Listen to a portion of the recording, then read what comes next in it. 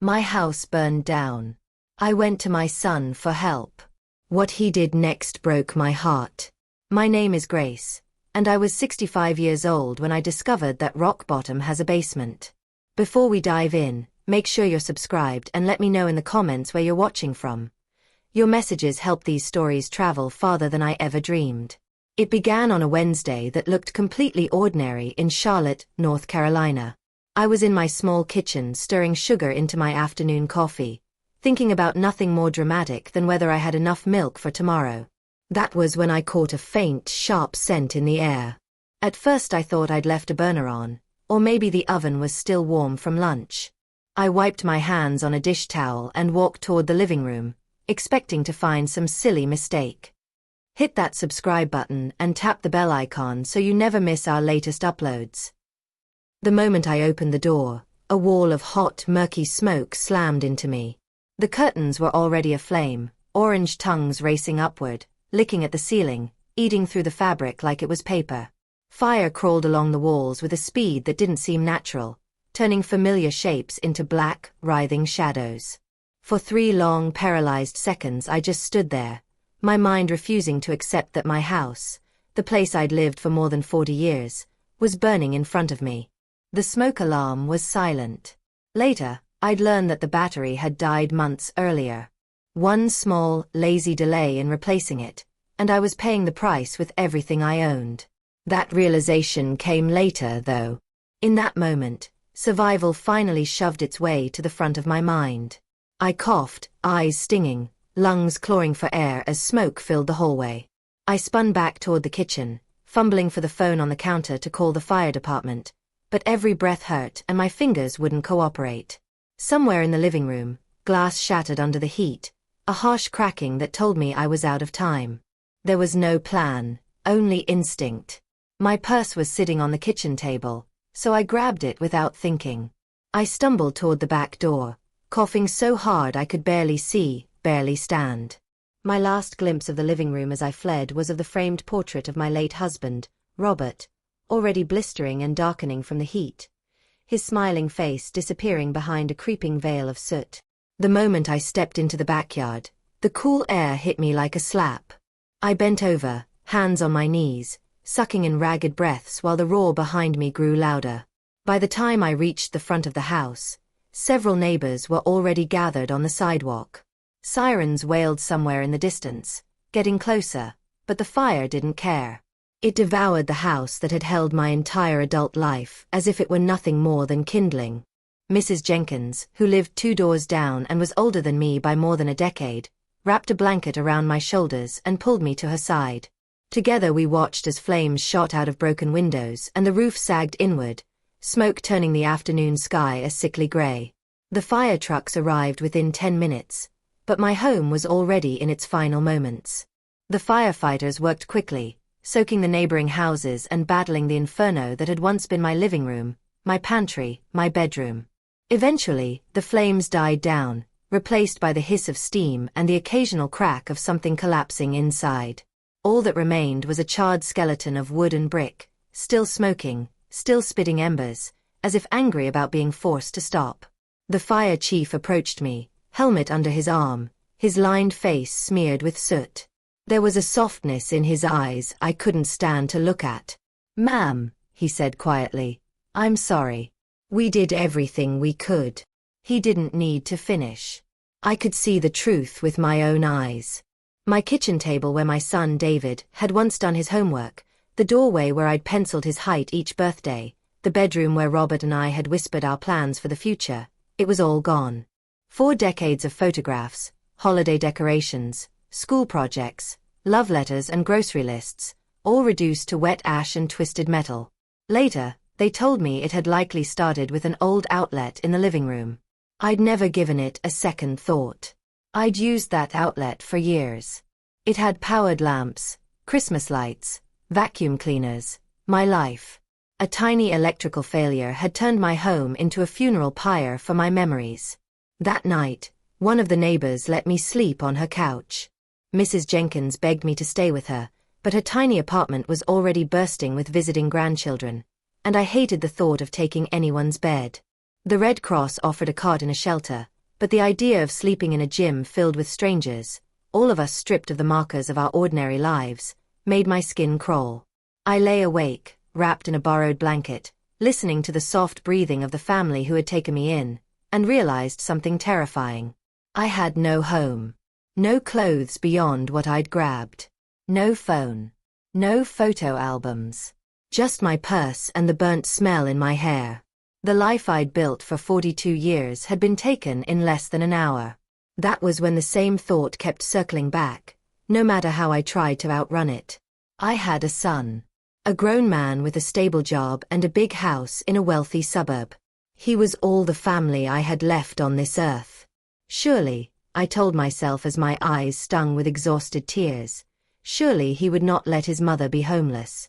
The next morning, the world looked wrong. The air still smelled of smoke and wet ash. My house, what was left of it, was cordoned off as the insurance adjuster moved through the wreckage with a camera and a clipboard, clinical and brisk. Total loss, he said, the words neat and efficient. Just a label on a form to him, but to me they sounded like a tombstone. How much? I asked, my voice thin. He explained numbers and policy limits and depreciation, his tone professional and detached. The figure he gave me wasn't nothing, but it felt laughable. How do you put a price on 42 years of living? How do you assign a dollar amount to your wedding dress, your child's first birthday candle, the handwriting of a husband who would never write to you again?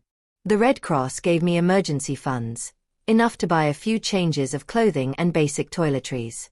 Mrs. Jenkins came with me to the discount store, helping me choose simple shirts and pants that weren't too expensive, because we both knew every dollar mattered.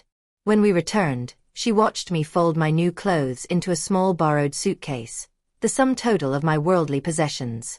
It felt like packing for a trip, except there was no return date. Eventually, I knew I had to make the call I'd been avoiding. I borrowed Mrs. Jenkins's phone and walked outside, my hands trembling more than they should have. "David, it's Mom," I began. He sounded alarmed immediately. "Mom, what's wrong? You sound off." "There was a fire," I said, forcing the words out. "The house is gone. Everything is gone." There was a long silence. I could picture him standing in his bright modern kitchen in his picture-perfect neighborhood, jaw clenched, mind racing not just with worry but with calculations. My son was an insurance manager. He understood disaster in numbers and charts. Mine refused to fit neatly in either. "Are you hurt?" he finally asked. "No. Just shaken. A few scrapes. But I can't stay here. I don't have anywhere." My voice broke on the last word. "I was hoping I could stay with you for a while. Just until the insurance is sorted and I find a small place." Another pause. This one felt heavier, like the air right before a storm breaks. "Sure, Mom," he said at last. "Come over. We'll figure things out." Relief surged through me so powerfully I had to sit down. My boy would help. Maybe we had grown distant over the years. Too many rushed phone calls, too many holidays cut short, but blood was blood. The taxi ride to his suburb felt like leaving one world and entering another. We passed the charred skeleton of my house, then the familiar streets where I'd walked to the grocery store and the post office. Slowly, those streets gave way to wide roads lined with manicured lawns and identical mailboxes. His subdivision looked like it had been plucked out of a catalog. Perfect shrubs, perfect driveways, perfect lives. David's house was a neat two-story with white trim and a bright red door his fiancée Victoria had chosen. He'd told me that once, pride and something else, something like defensiveness, lurked in his voice. When the taxi pulled into the driveway, I sat for a moment, clutching my little suitcase. It was strange how heavy it felt when I knew it contained everything I had left. I paid the driver from the cash in my purse, thanked him, and gathered what was left of my courage. Before I could knock, the door swung open. David stood there, tall and well-dressed, his hair neatly cut, his expression polite but guarded. For a fleeting moment, I saw the little boy who used to run down our old hallway in superhero pajamas. Then the illusion vanished, replaced by the man who now stood between me and any sense of safety. "Mom," he said, stepping aside. "Come in." The foyer gleamed. The floor was polished, the walls painted a soft, expensive color I couldn't name. Victoria appeared almost instantly, like she'd been waiting just out of sight for her cue. She was 10 years younger than David, impeccably put together, and carried herself as though every space she entered immediately became hers. "Grace, we're so sorry about the fire," she said, her eyes dropping to my cheap suitcase and then to my scuffed shoes. "David told me everything." "It's only temporary," I rushed to assure them. "Just until I get back on my feet. Once the insurance money comes through, I'll find a place. A small apartment, something simple. I won't be in any trouble." They exchanged a look. A tiny flicker of communication passed between them, obvious and excluding. I'd had those silent conversations with Robert once upon a time. Sitting on the edge of their spotless white sofa moments later, I felt like an intruder in a museum. "So," David said, sitting across from me in an armchair. Not beside me. Not close enough to take my hand. "What's your plan?" "I told the adjuster I'll need time while they process everything," I said. "They said it could take a few weeks. I was hoping I could stay in your guest room until then. I'll cook, help with the house, whatever you need." The silence that followed stretched so long I could feel my heartbeat drumming in my ears. Victoria's jaw tightened just slightly. She placed a delicate hand on David's arm, a gesture that looked comforting but felt, to me, like a grip. "Mom," David began, his tone soft but rehearsed. "We've been talking." I knew, before he said another word, that what was coming would hurt. It's funny how a mother can recognize the shape of pain even before it arrives. "We both work long hours," he continued. "This house is kind of our escape, our private space." "I wouldn't be in the way," I protested. "I can keep to myself. I'll stay in the room, help with chores, anything." Victoria leaned forward slightly. Her voice was smooth and gentle, the way you talk to someone you've already decided to say no to. "It's not about you being in the way, Grace. It's about boundaries. We're still building our life together, and having another person here, it would change the dynamic." "I am not another person," I said before I could stop myself. "I'm his mother." "Of course," she replied quickly. "And we respect that. Which is why we think it would be better for you to have your own space. There are some very nice extended stay places not far from here. Safe, clean. They have little kitchenettes, so you'd still have your independence." I stared at my son. At the child I had carried, nursed, sat beside through fevers and nightmares, the teenager whose heart I'd held together with late-night talks and hot cocoa. "David," I whispered, "I lost everything yesterday. I have nowhere to go. You think I'd be happier alone in a hotel room than here with my family?" His face twisted with discomfort. "I can help with the cost," he offered. "I'll give you some money to get started. A few hundred. Until the insurance comes through. A few hundred."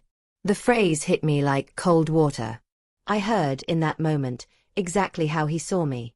Not as home, not as blood, not as someone whose presence was an honor, but as a temporary expense to be managed. "Whose idea was this?" I asked quietly. "We talked about it," he said, looking anywhere but at me. Of course they had. Two successful adults, strategizing how to keep their sanctuary free of the smoke-scented woman with one suitcase. I stood up slowly. My knees ached more than usual, or maybe it was just my heart dragging everything downward. "I understand," I said. "Mom, don't be like that," David protested. "We're just trying to do what's best for everyone." "What's best for everyone," I replied, "is that your mother doesn't sleep on the street tonight." "There are plenty of options," Victoria insisted. "You won't be homeless." I picked up my suitcase. The handle felt colder now. He didn't step in front of me. Didn't say, "Stay." Didn't say, "I'm sorry, this is all too much, forget what we said, of course you can have the guest room."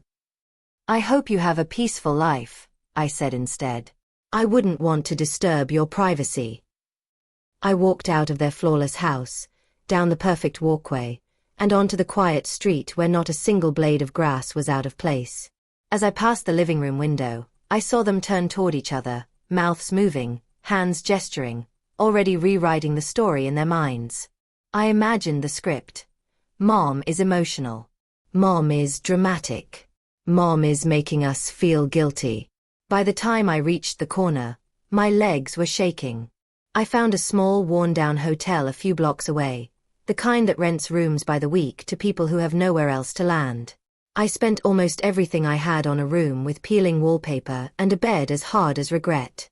That night, staring at the water-stained ceiling, I realized with a jolt that the word family means very little when you're the only one still taking it seriously.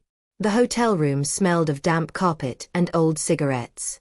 The window faced a busy road, and the thin glass did nothing to keep out the sounds of traffic, arguments, and the occasional siren. The sheets were clean, but the mattress was unforgiving, and my back complained every morning. I spent 3 days there, moving through the hours like someone underwater.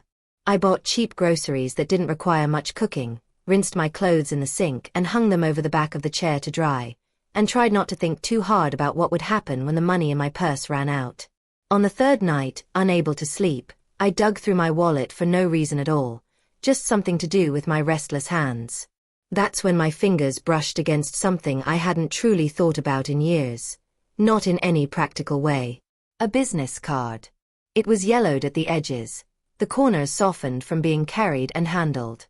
The ink had faded slightly, but I could still read the name printed in a neat, confident font. Randall Galloway. I turned the card over.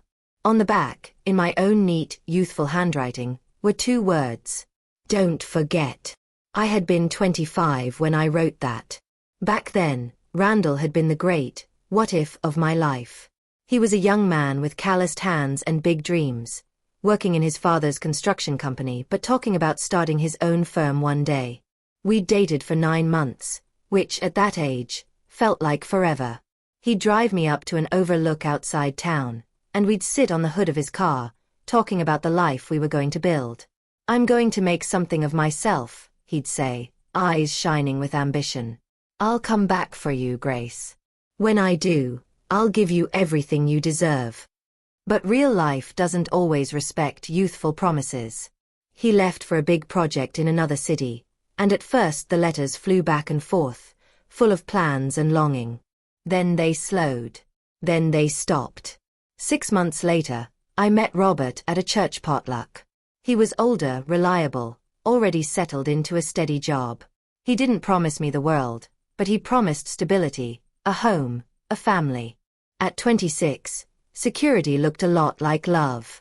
When he asked me to marry him, I said yes. On my wedding day, I slipped Randall's business card into the pocket of my dress like a secret I wasn't ready to let go of.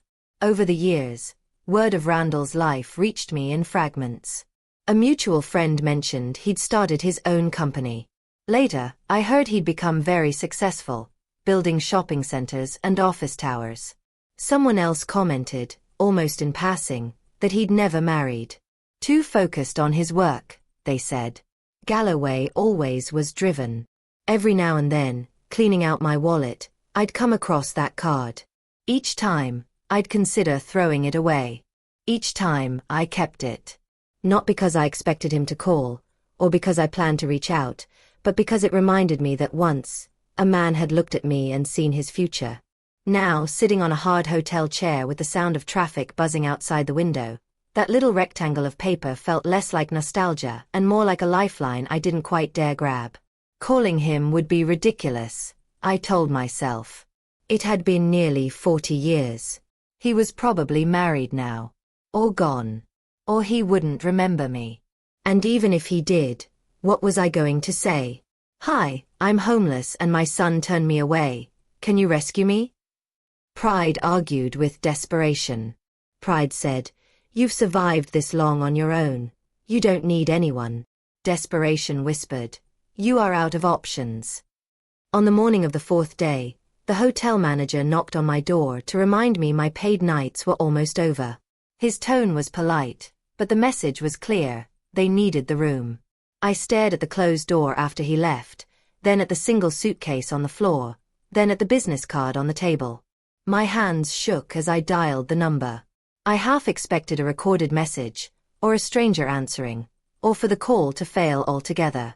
Instead, after 2 rings, a familiar voice flooded my ear. Deeper now, richer, but undeniably his. Galloway Development. Randall speaking. I forgot how to breathe for a second. Hello. Randall. It's Grace.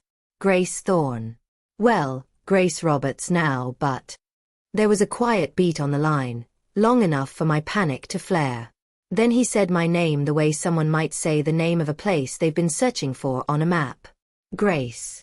Just that. But in that single word, I heard recognition, surprise, and something gentler I didn't dare name. I'm so sorry to call you out of nowhere, I babbled. I know it's been decades. I shouldn't be bothering you. I didn't know who else to talk to. What happened? He asked, his voice changing subtly, sharpening with concern. I swallowed. My house burned down last week. Everything is gone. I've been staying in a cheap hotel.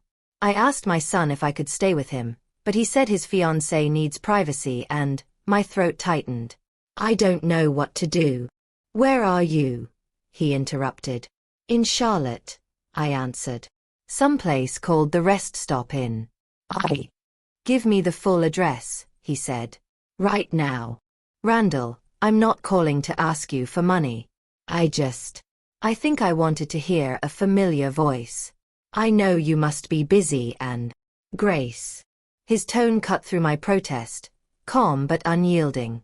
Tell me where you are. I'm getting in my car. Tears pricked my eyes. You don't have to do this. I've been waiting for 40 years to hear from you, he said quietly. You really think I'm going to hang up now? I gave him the address, my voice trembling. After I ended the call, I stood in the center of the hotel room, my heart racing like a teenager's. I glanced in the mirror and flinched at the woman staring back at me. My hair needed a cut, my skin carried every year I'd lived, and the clothes I wore had been bought on clearance 2 days earlier. He'll take one look at you, pride hissed, and regret ever picking up the phone.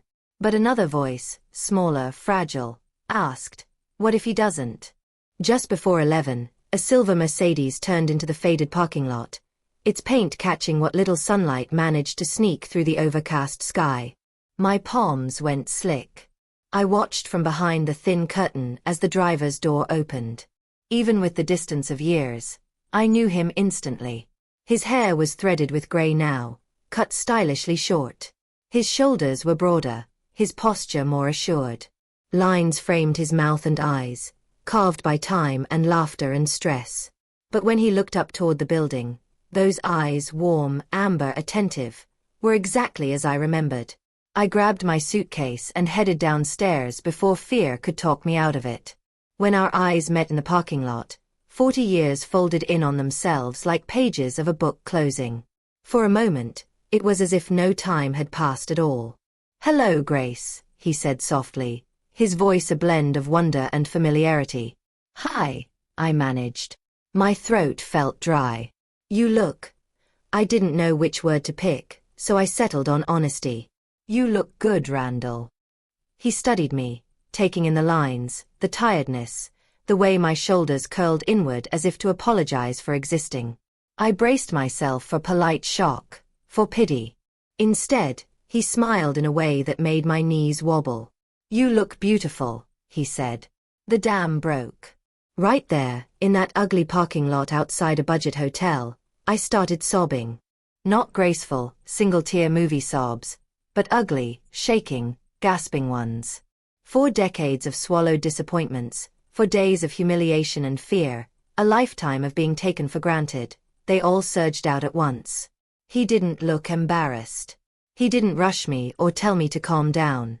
He took the suitcase from my hand with one arm and stepped closer, wrapping the other gently around my shoulders.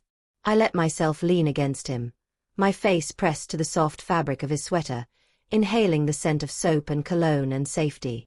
"You shouldn't have called," I hiccuped against his chest. "This is a mess. I'm a mess." "You should have called a long time ago," he murmured. "But you called now. That's enough." When the tears finally slowed, he tilted my chin up with surprising tenderness for such large hands. "Come on," he said. "Let's go home." I didn't understand what he meant by home until we turned off the main road and drove through a stone gateway marked only by a small brass plaque with his last name on it. The driveway curved through tall trees and carefully planned landscaping, the kind that looks natural but costs more than most cars. At the end of it, a house came into view, a graceful blend of stone and wood, glass and light. It was big, but not ostentatious. It looked like it had been built by someone who knew exactly what he wanted. "Randall," I breathed. "You live here." "I built it," he said, studying the house rather than me. And then I waited to see who would share it with me. A curious comment, but before I could ask what he meant, we were pulling up to the front entrance. Inside, the house was warm and inviting, full of rich wood, soft rugs, large windows, and books everywhere. There were photographs on almost every surface. Randall at ribbon cuttings, shaking hands with officials, standing beside architectural models, posing with colleagues in tuxedos and gowns. In most of them, he was smiling, but in a way that seemed more polite than joyful. He showed me to a guest suite on the second floor that was larger than my old living room. There was a bed so soft it looked like it would swallow me whole, a sitting area with a view of the garden, and a bathroom with a tub big enough to float in. I stared at it all, feeling like I'd wandered onto the wrong set of someone else's life. "I don't belong here," I whispered, more to myself than to him. He turned, frowning. "Grace, you belong anywhere I am. You always have." A housekeeper named Maria came in the next morning, all warmth and efficiency. She greeted me like an old friend and seemed quietly relieved that someone else was finally in the house to fuss over. "It's too big for one man," she confided while showing me how the coffee machine worked. I always told him, "A home needs another heart in it." Slowly, we fell into a rhythm. Randall went to his office some days, leaving early in a sleek car and returning with his tie loosened and his shoulders visibly lighter when he stepped through the door. Other days he worked from a study at home, pacing while he talked on the phone, spreading plans and reports across a large desk.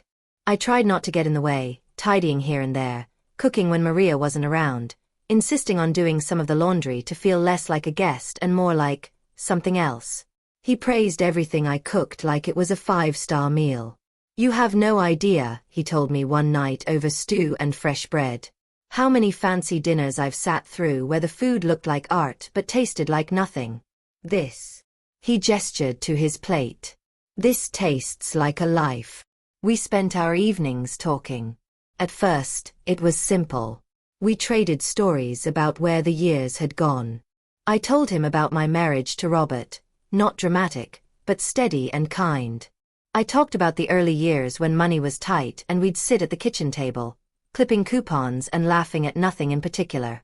I told him about losing Robert, how the house had turned into a cavern overnight, echoing with memories. He told me about his company, how he'd started small, taking the worst jobs no one else wanted, how he'd made risky decisions that had almost bankrupted him, and others that had paid off so well they still didn't feel real. He described long nights in empty offices, staring out at city lights and wondering if he'd made the right trade. "You never got married," I said cautiously one evening, the fire crackling in the fireplace between us. "I tried," he admitted. "Or at least, I tried to convince myself I should." He told me about an architect named Elena he'd almost married. She was smart, driven, and beautiful. Everyone told him they were perfect together. He had proposed on a winter night at a glittering rooftop restaurant, ring and all. She had said yes. But as the wedding got closer, he said, staring into his glass, I kept waking up with this tightness in my chest. Nothing was wrong with her. She was wonderful. It was me. "What did you do?" I asked. "I called it off," he said simply. "The night before the ceremony. My breath caught. What did you tell her? The truth, he replied, finally looking up at me. That I was still in love with someone I met when I was 26, and it wouldn't be fair to marry her while my heart was still spoken for. I stared at him, stunned, my pulse pounding in my ears. You can't mean. I do, he said calmly. I never stopped thinking about you, Grace. That's not possible, I whispered. We were just two young people dating for a few months. Then I married someone else. You built an empire. Life moved on. His smile was sad, but steady. Life moved on. The feeling didn't. I wanted to argue. To tell him he was romanticizing the past, turning an old love into a fairy tale because it was safe and distant. But I thought of the business card in my wallet. 4 decades of chances to throw it away, and I never had. Perhaps I wasn't the only one who'd been carrying a ghost around. Days turned into weeks.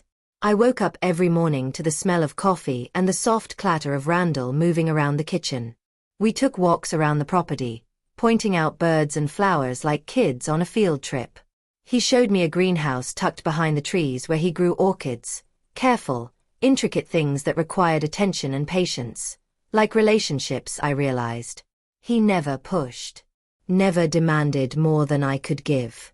He just kept showing up, day after day, making room for me in his routines as though I had always been meant to be there. And slowly, the tight, anxious knot inside my chest started to loosen. About 3 weeks after I'd moved in, my phone rang while I was chopping vegetables for dinner.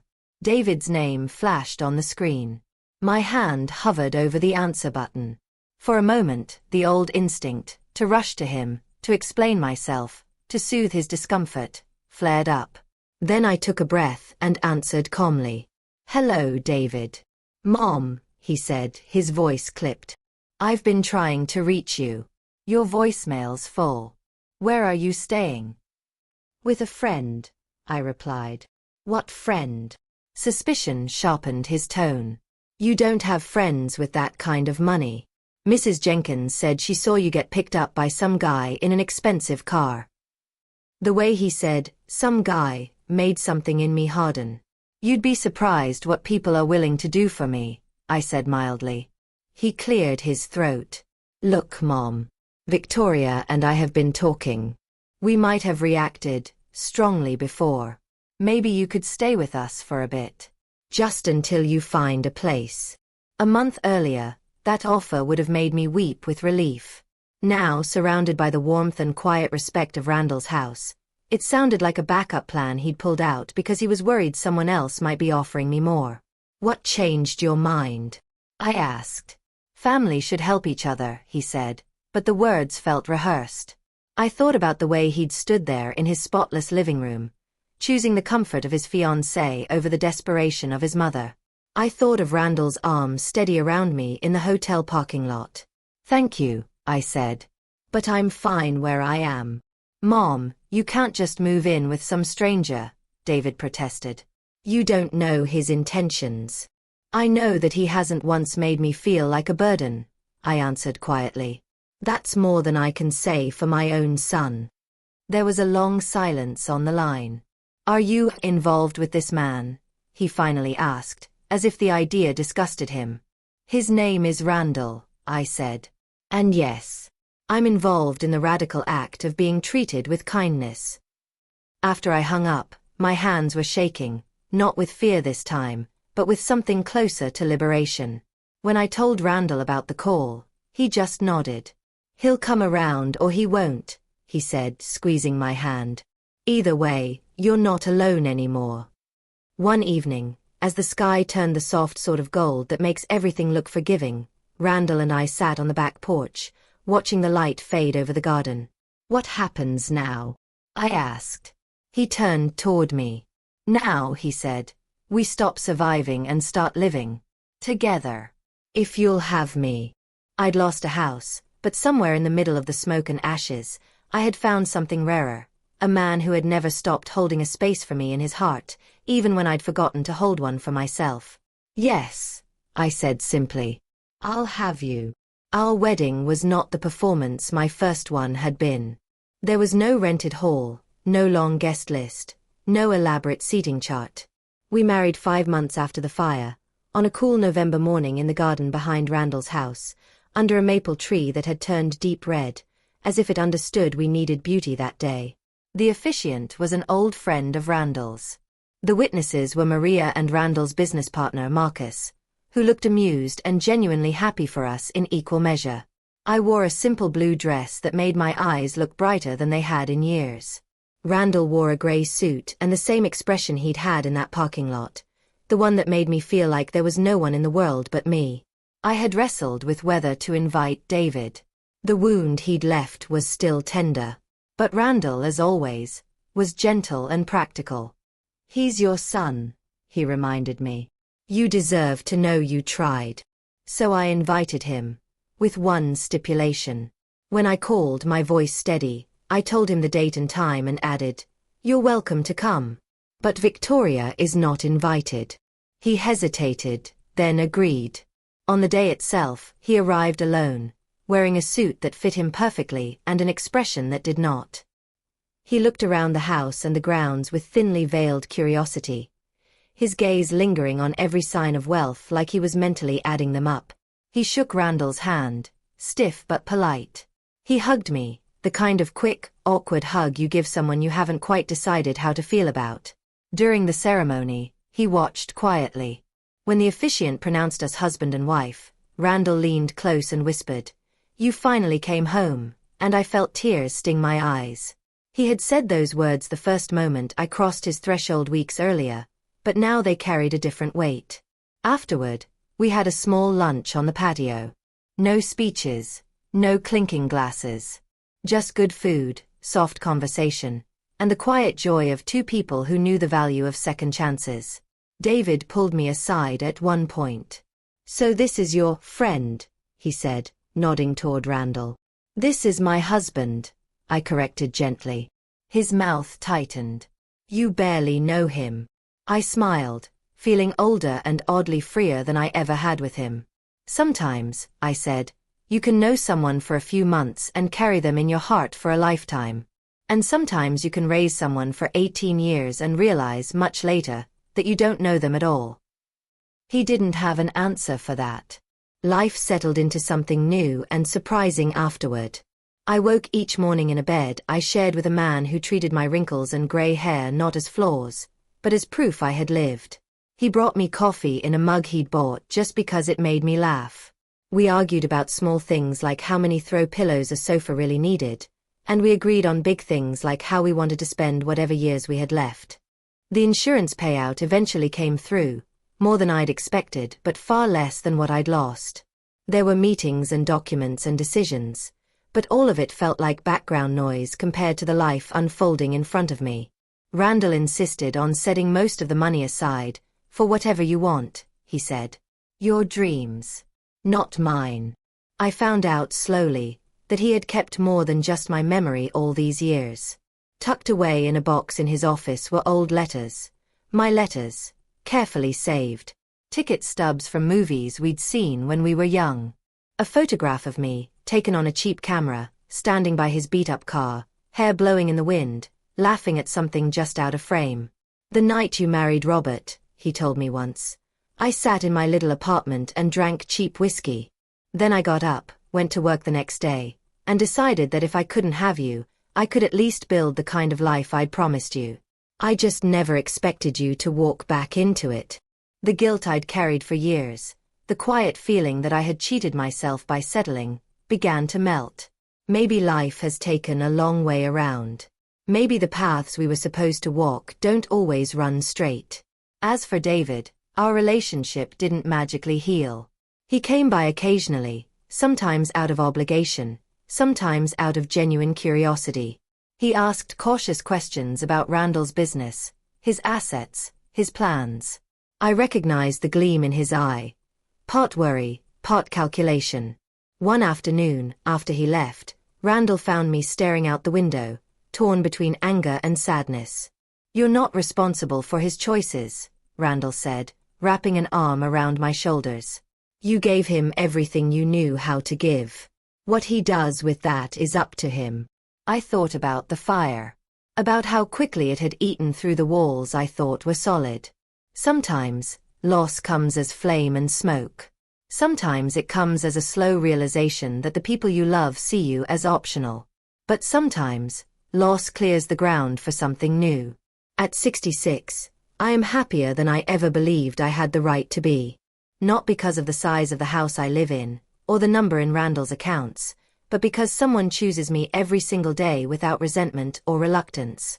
Because when he looks at me across the breakfast table, he sees not a burden, not a duty, but a partner. On his office desk, in a simple silver frame, sits the old business card I carried for all those years. The edges are still worn, the ink still faded. Under his printed name, I can see the words my younger self wrote on the back. Don't forget. We didn't.